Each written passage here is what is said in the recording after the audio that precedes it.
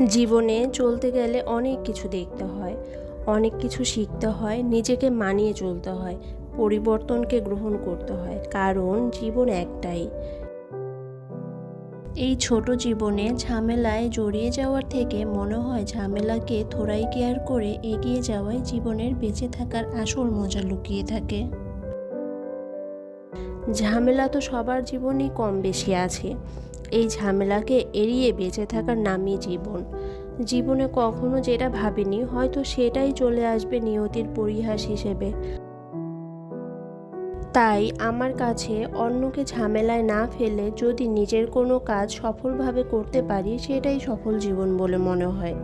হোক না সেই কাজ যত ছোটই, জীবন তো এমনই, আমিই জীবন।